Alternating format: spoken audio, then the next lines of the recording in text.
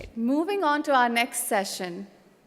How often have we thought life's challenges akin to scaling Mount Everest? Here we actually have a couple of really inspiring individuals who know exactly what that feels like. Mr. Sameer Patham completed his MBA in Human Resources from SIMS Pune and went on to work for Infosys. A qualified mountaineer from the prestigious Nehru Institute of Mountaineering, Uttarkashi, with wide experience in trekking and climbing, Sameer is a strong and steady climber with good technical skills. He's led over 19 trekking groups, comprising over 150 people, to the Everest Base Camp, in addition to leading various other challenging high-altitude treks, including the Annapurna Circuit, Mount Kilimanjaro. Having climbed the highest summits in Asia, Africa, and Europe, Sameer summited Mount Everest in 2018. We also have with us Sauraj Chingan. After completing his MBA in 2007, Sauraj left his corporate career to pursue his passion for mountaineering. A qualified mountaineer from the Nehru Institute of Mountaineering, a trained lifeguard from the Royal Life Saving Society, Australia, and a certified skydiver of the Indian Parachuting Federation, Sauraj had begun to realize his passion for climbing well before finishing his MBA from Symbiosis Pune. He is credited with being amongst the youngest Indians to climb Mera Peak in Nepal in 2009. An incredibly fast climber with tremendous endurance, he scaled Mount Everest in May 2018. In 2015, they were appreciated for their efforts in the rescue operations during the Nepal earthquake. Well, the Indian Air Force is not the only hero in this tragedy, as we bring you the endless stories of courage and determination amidst Nepal's tragedy. We now tell you of two young Indian mountaineers from Mumbai who were well on their way to summiting Mount Everest on Saturday, were nearly killed in the avalanche, lost a lot of their gear, but decided to stay back and pitch in with the rescue effort. Both in their 30s, Sameer Patham and Sauraj Chingan, who run an adventure and expeditions firm. Their tents were located at the mouth of the dreaded Khumbu Icefall, a well-known death trap. They survived the avalanche, which destroyed several other camps. After the danger had passed, the two men decided to hold strong and provide logistic support for those stranded there until they are able to recover and sustain themselves. And now, with their help, all critical casualties have been safely evacuated from the Everest base camp.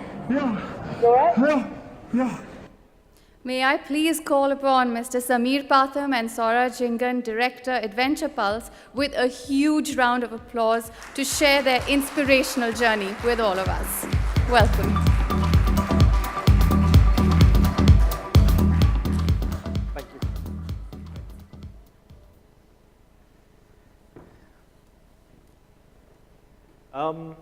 Wow, it's fantastic to be here in front of all of you and talk about our experience. But us being here is not to talk about the last 10 years of our experience. It's specifically to ask this question: what's your Everest? It's interesting to understand that Everest exists on two planes. Yes, of course, there's the physical mountain, of course, the highest mountain in the world. People aspire to climb it. But there's another subconscious metaphysical existence as far as Everest is concerned, which exists in each and every one of our lives. Everest is an idea that we've all shared at some point in time.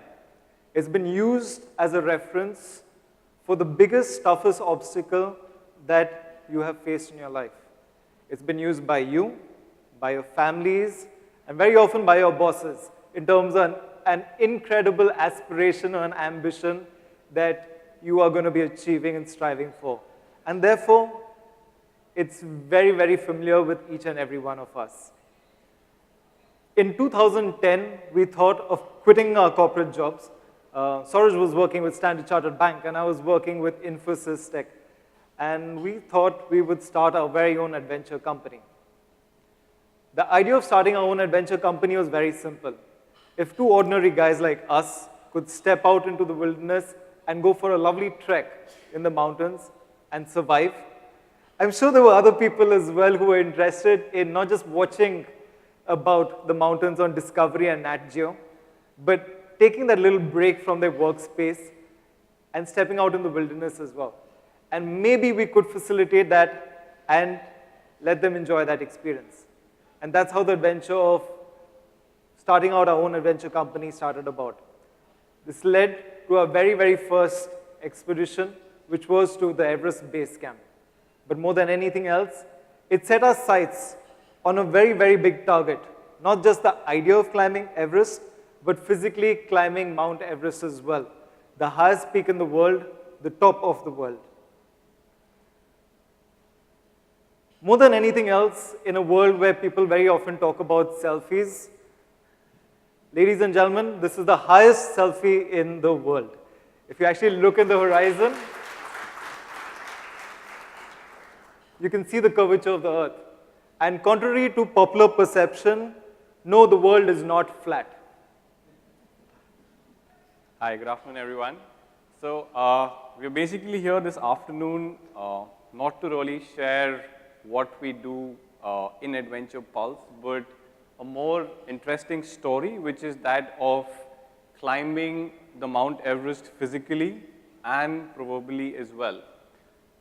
Before we really take you through our journey, I'm going to take like a minute and make you a little familiar with this term acclimatization. I'm sure all of you know what it means.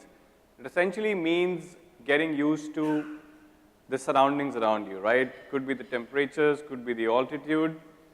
We are at probably 0 feet or probably minus 10 feet as well. We're probably 5 minutes away from the sea. But what really happens when we go to high altitude? Because we're talking of Everest, you know, the term high altitude really comes into play. Everest is located at 29,000 feet. If we go up to 18,000 feet, which is almost like a little over the halfway point, we're talking of about 50% less oxygen which is available to us, right? If we keep going higher up, let's say to about 30,000 feet, we're talking of about 85% less oxygen available to us. If we're talking of just 15% available to us. I'm sure a lot of you are very well traveled and have experienced high altitude in your own ways. But just to give you a little experience of what 15% oxygen really feels to us, we're going to do this little exercise which is going to take about 30 seconds. So if I have everyone's attention, I'm going to count till 3. And at the count of 3, all of us are going to take a deep breath and hold our breaths till I count 10. Are we good with that? Okay, so 3, 2, 1, breathe and hold. I'm going to count now. So that's 1, 2, 3, 4, 5, 6, 7, 8, 9, 9.1, 9.2. I'm still counting for some of you holding. 9.3, 9.7. Okay, breathe. We are at 10. All right, so when you do that for about 10 seconds, I think the last 2 seconds, it's not the most comfortable feeling. But when a mountaineer really goes through it for a prolonged amount of time, right, weeks and months, maybe years together, it's not the best feeling. So if you're familiar with acclimatization and what it really means, we're going to move on. It's amazing. When we share our experience about climbing Everest, very often people come up to us and say, but Everest is so easy. Rasta to seedha hi hai.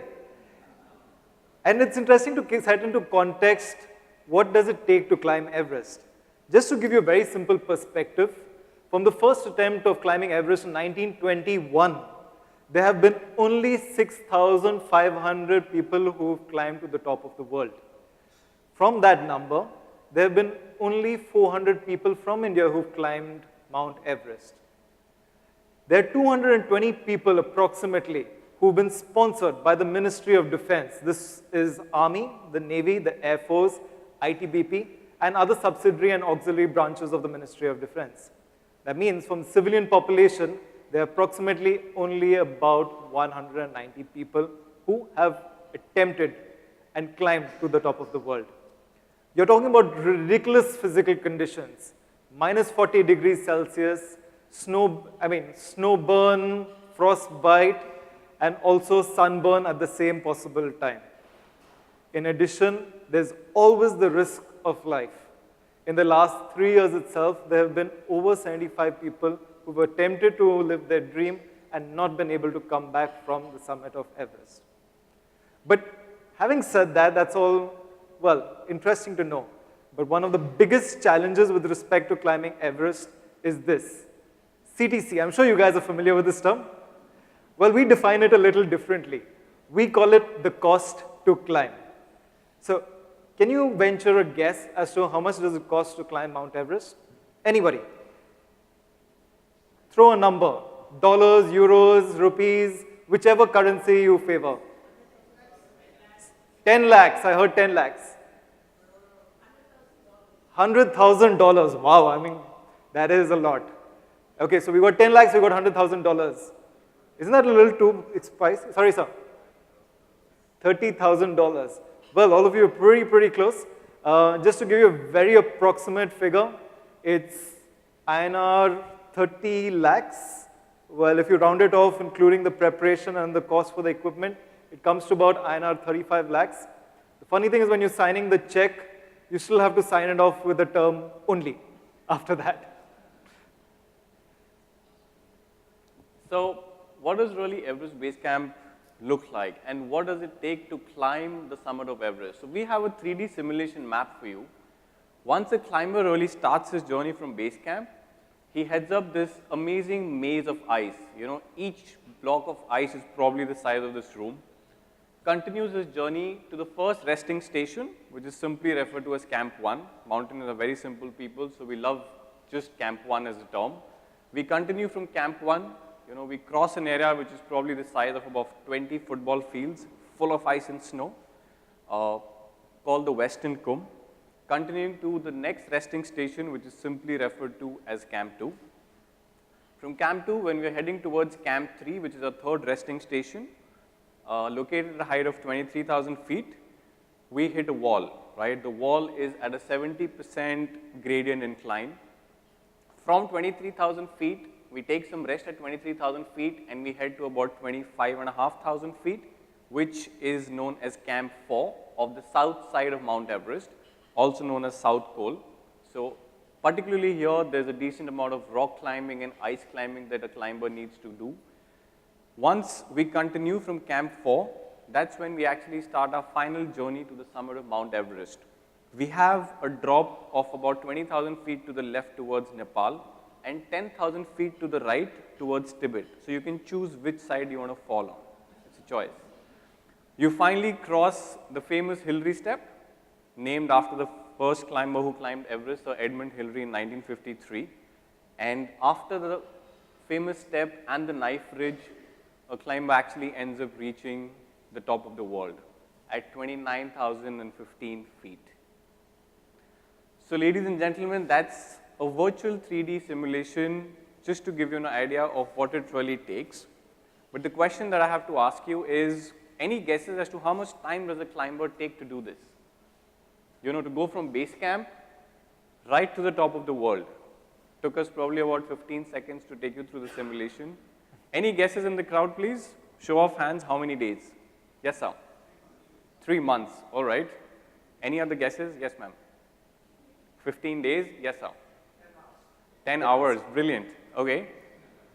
Okay, so the first answer was pretty close. A climber roughly takes about 75 to 80 days to go from this point called base camp higher up to the summit of Everest. And of course, the question is why? And that's where we come back to the first slide. If you guys remember the term acclimatization, what happens is when we reach base camp, we're breathing about 50% less oxygen. And our body needs to acclimatize. It needs to get used to the surroundings around us. So we spend some time resting at base camp, which is typically in the range of 3 to 5 days. And then we do a Camp 1 push. So from 18,000 feet, I'm going to about 21,000 feet, spending about 9 hours climbing. When I reach Camp 1, I spend a night. I dump my supplies there, which is primarily food, shelter, oxygen. But at Camp 1, my body is so exhausted that I actually end up coming down to base camp, not really going up to Camp 2.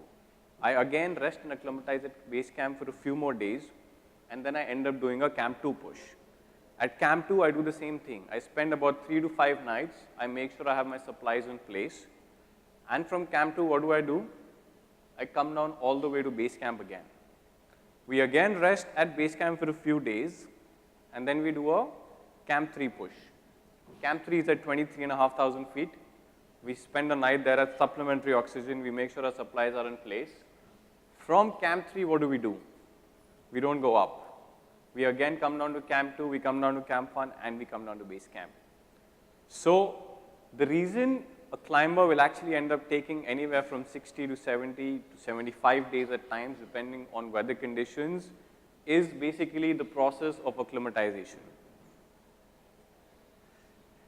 Ladies and gentlemen, our idea over here is not to make you mountaineers, but to explain to you the challenges associated with this. Now, if you actually look at it, it's a very intense project management role. You have a budget, you have a finance, you need to require sponsorship, you need to have the right kind of subject matter expertise with respect to the Sherpas who are not only taking you to the top of the world, but are also safeguarding your life. You're going to be in a very remote location for 3 months. You have a team supporting you. You need to take care of their food, clothing, and shelter.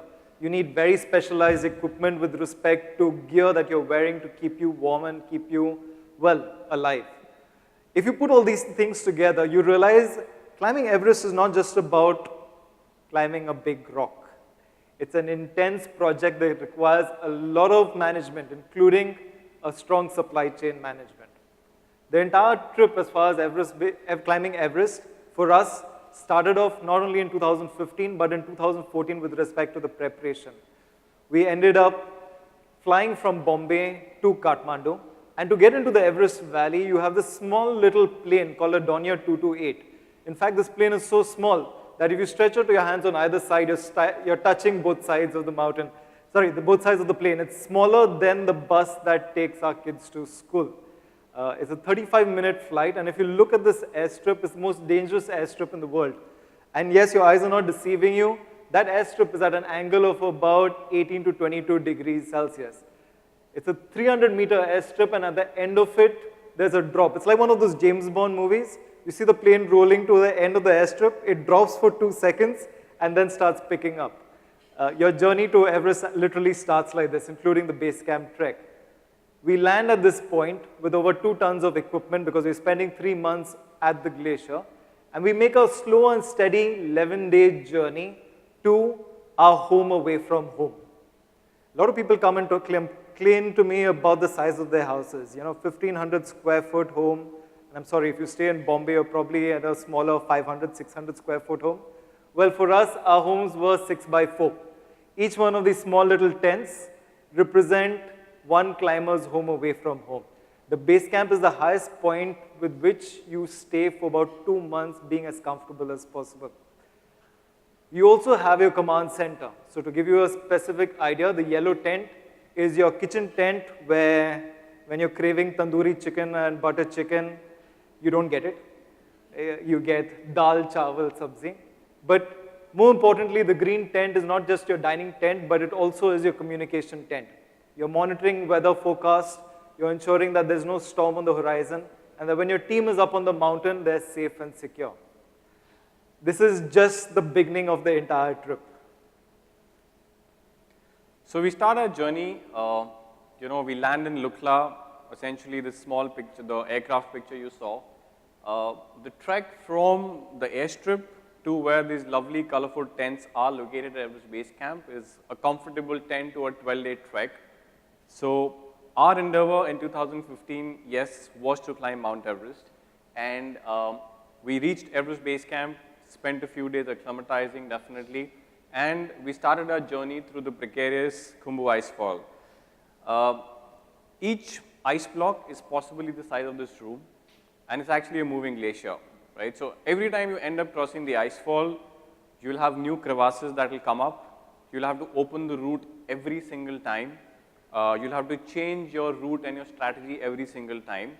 And we were quite successful in doing that. So, we did our rotations on the mountain. We went up to Camp 1 in 2015, went up to Camp 2, and of course, came down to base camp for a rest day, which would have allowed us or allowed our bodies to recover and go higher up. But something interesting really happened on that particular day. I don't know whether you would remember where you were on the 25th of April 2015. I don't think I would forget where we were on the 25th of April 2015. On this particular day, a huge earthquake, 7.9 on the Richter scale, one of the largest in the history of our world, hit the entire country of Nepal. Ladies and gentlemen, that earthquake was so huge that if you were based in Gurgaon, you could feel the tremors in Gurgaon. A lot of officers, in fact, in Gurgaon had to conduct an emergency evacuation because the buildings were swaying. During this entire period of time, over 5,000 people lost their lives in Nepal. And it just so happened that Sauraj and I, along with our team, happened to be really close to the epicenter at Everest Base Camp. Fortunately for us, our team was resting on that particular day. We'd just gone into the Khumbu Icefall and come back down, and it was a rest day for us. Our entire team had decided to stay together and watch a movie. I think it was an Alia Bhatt movie, I can't remember. And we were sitting in our dining tent, and suddenly we felt the glacier below us shift. I don't know whether any of you have ever experienced an earthquake. It's a horrible feeling. If you stand, you feel disoriented, the entire room starts spinning, you feel nauseous, you can't understand what's happening. In this particular case, at first we thought the glacier was shifting. But then we realized that the volume of the tremors was so intense that it had to be an earthquake. We really didn't have to worry about the roof falling on our head, but we were standing next to the biggest mountain in the world. And for us, that was a really urgent sense of danger. We ran outside and started looking at Everest, thinking that would be the source of any danger we would experience. We saw a couple of avalanches rolling down. An avalanche is typically a landslide, but with snow and ice. It didn't look very threatening, but we could hear a very, very loud sound, like a roar, coming closer and closer and closer. We realized in that instant that we were looking in the wrong direction. We turned around to the mountain behind us, Pumori, and at just that moment, we saw this huge tsunami, this wave of snow, ice, rock, and debris hurtling towards us. In those seconds of panic, we literally had, microseconds to react, and we did the smartest, stupidest thing possible. We jumped into the only thing that could give us some form of security and safety, our tents. I still remember taking 2 seconds to put the zip down as well. So imagine 100,000 tons of ice and snow are falling on you and you jump into something that's made of cloth. And then it hit us. And it felt like somebody had hit us in the stomach. Fortunately for us, the entire tent and the structure formed a protective cocoon around us. And we had the snow and ice burying us completely. The roar continued for about 30 seconds to about a minute. And 30 seconds you could not breathe, because if you took a breath of air, snow and ice were going into your mouth and into your nose. 30 seconds doesn't sound like very much, but from your experience, 10 seconds itself make you feel uncomfortable. After a couple of minutes, when the noises had subsided, we were able to dig ourselves out, and when we looked around, it looked like a scene from an air crash. There was debris, tents, luggage, and people scattered everywhere. Words are very difficult to do with justice. We actually have some footage shared by a friend in the neighboring tent. Would you like to see it? Yeah?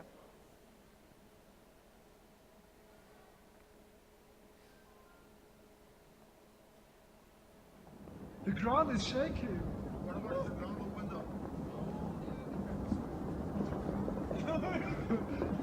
Shit.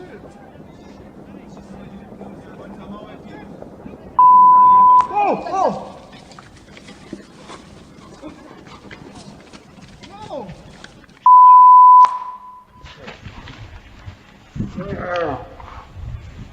No!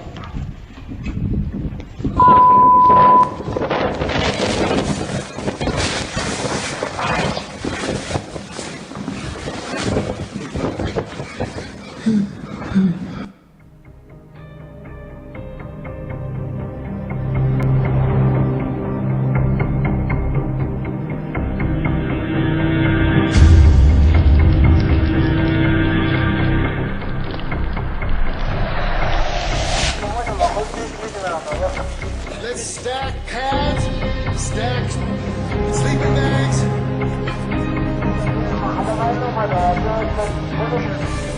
I have already told them to send walking wounded to us.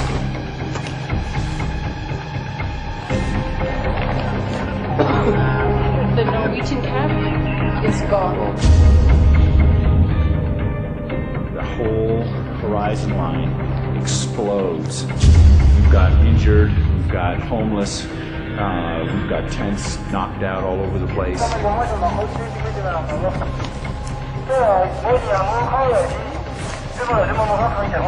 The middle section of base camp was obliterated.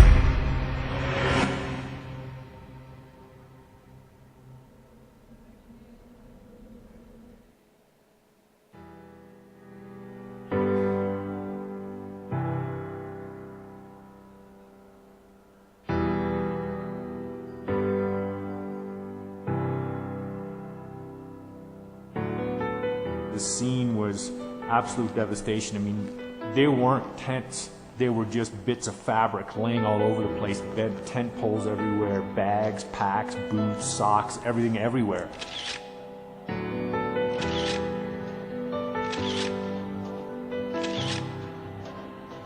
Most of the injured were found, and then it was a matter of finding bodies and wrapping them up.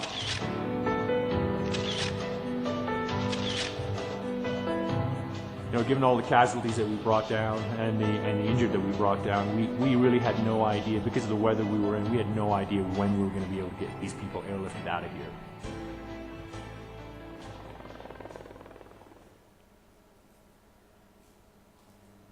So, unfortunately, this was the biggest tragedy in the history of mountaineering ever. From the time mountaineering has been recognized, which is probably the year 1910 or 1915 till the year 2015, and voluntarily or involuntarily, I and Sameer were a part of it, because we saw this dream of climbing Everest, and unfortunately, at the avalanche, the casualty count went up to about 22, 23 odd people. But what happened to our little dream? You know, our little project that we undertook, the 100,000 that we spent, you know, the jobs that we quit, and all the training that we did. The expedition was definitely not about climbing anymore, right? It was more about staying back and do whatever little we could do. Just to give you a perspective, this is a picture of our tents post the avalanche. You saw the previous picture. The yellow one was the kitchen tent where I got pulled into. The green one of whatever little is left of what you can see the frame was where Sameer got pulled into. We ended up staying back for 7 days at the Everest Base Camp in those hostile conditions to make sure we could do whatever little we could. The important thing here is that you don't need to be doctors to be doing this, right? When you're completely drenched in snow and ice, when the outside ambient temperature is about -20, and you have no change of clothes, you have nothing warm to wear, and you have no water to drink, forget hot water. A medicine will not make as much difference as a change of clothes or a cup of hot tea would. And that's exactly what we did. I think we were very fortunate because one of our store tents did not really come in the line of the avalanche. So we had some supplies. We were one of the few teams at Everest Base Camp who was left with some amount of supplies. And we decided to stay back for a week, and the expedition then became about something else. After an experience like this, usually you would say, okay, done. You know, the universe is telling you, give up. Don't think about going back. But I think we have the right mix of stupid and determination. And sure enough, in 2017, we went through the entire rigmarole again. We trained, got the money together, got our team together. Hey boys, we want to go back to Everest. You know, mission's not yet over. We need to try getting to the top of Everest. So we went through the entire circus as well. And in 2017, things were going great. We were just short of reaching the top of Everest. And at 800 meters from the summit of the world, we got hit by the biggest storm possible in 2017. If any of you have seen the movie Everest, it was a big Hollywood blockbuster in 2015. Well, we went through an experience very similar to that. We've got a small little footage to show you what happened.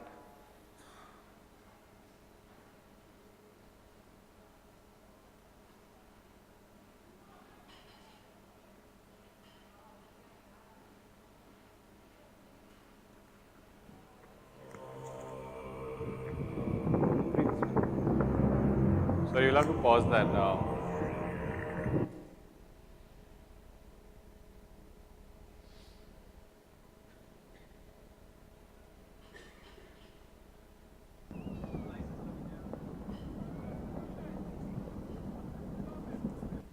Okay, sorry, a little bit of technical issue.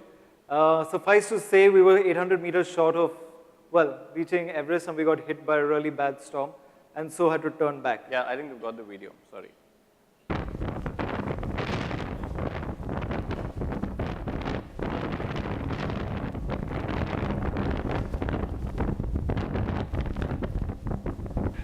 So we're basically climbing from Camp 2 to Camp 3, and we've got hit by about 40 to 50 knot winds. A lot of snow being dumped off the Lhotse face. And I guess as you can see,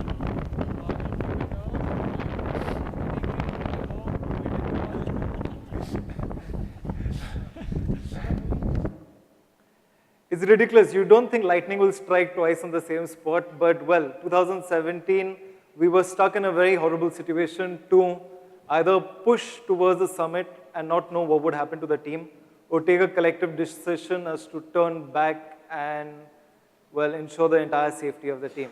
And one would imagine the story of Everest would end over there. So yeah, lightning did strike twice. It was 2015, the biggest tragedy in the history of mountaineering, unfortunately, and 2017, where yes, we did turn back from the summit of Everest, where we could see the summit and it was just 800 meters ahead of us. So in 2017, we finished about 58 days of our expedition. We just had literally the last few hours to go, but we did turn back. There's a very thin line, they say, between stupidity and determination. We don't know which one's better, but for us, in either case, we crossed that line because turning back was not an option.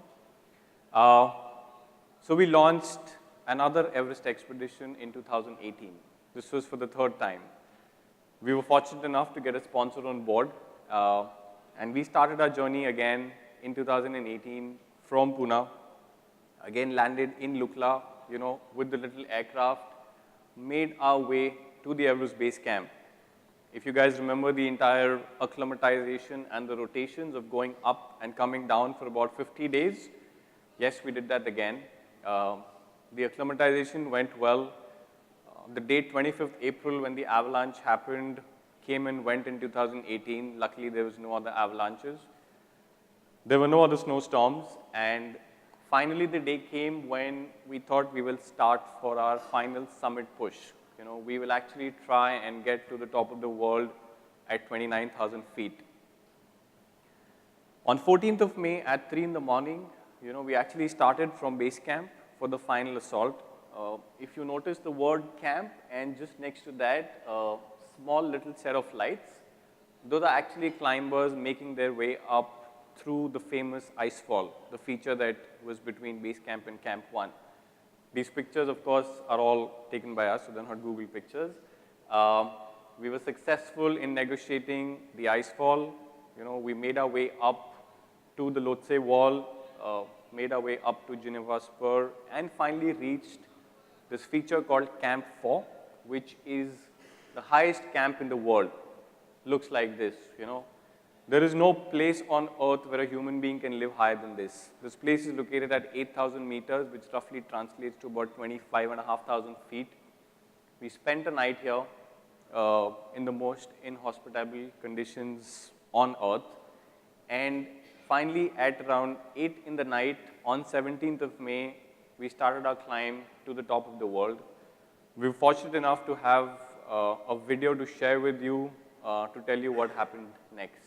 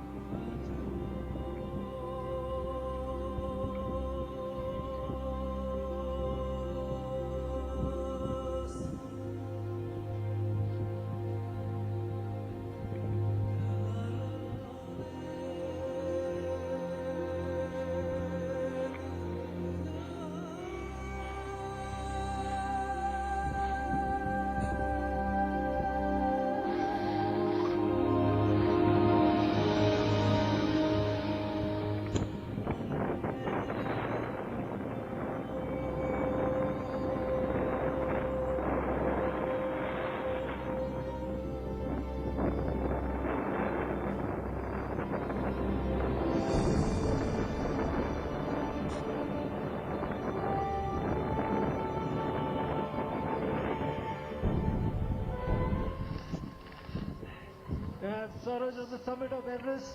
Hi guys, this is the summit of Everest. We summited at 6:50 a.m. Started at 8 p.m. 8 meters. Thank you everyone for making this happen. Thank you. Takeshi!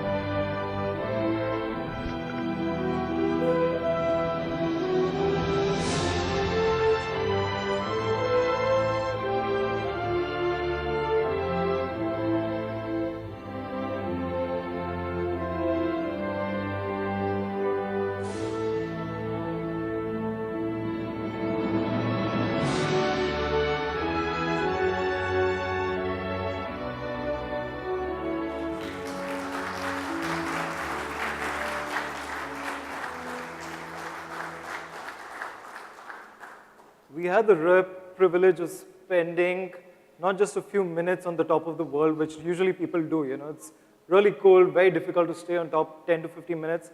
We spent about 50, 55 minutes standing on top of the world. And one of the most popular, thank you.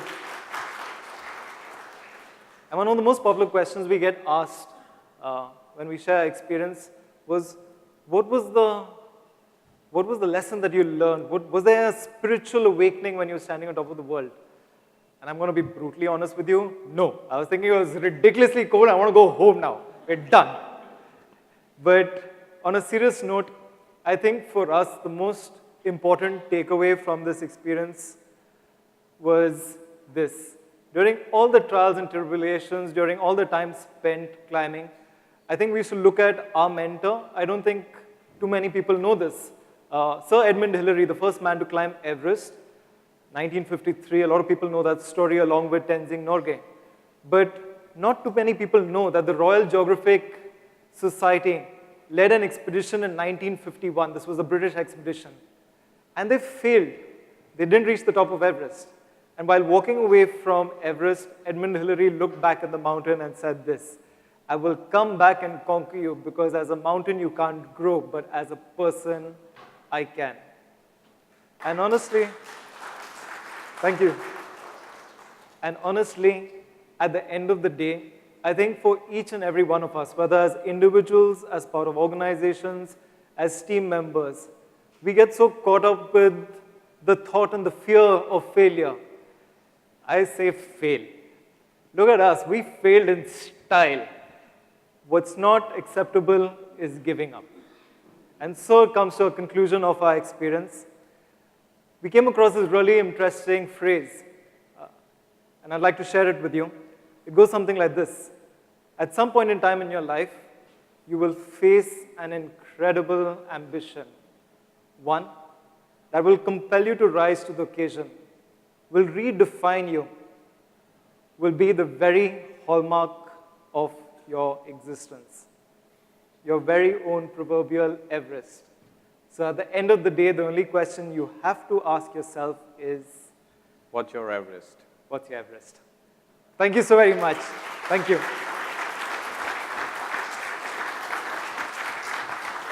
Thank you, Samir. Thank you, sir. Okay, may I call upon Arup to please come and hand over certificates of appreciation. And thank you, gentlemen, for sharing your story and inspiring us to identify our Everests, climb them, conquer them, and face the storms in style. Thank you. Thank you so much.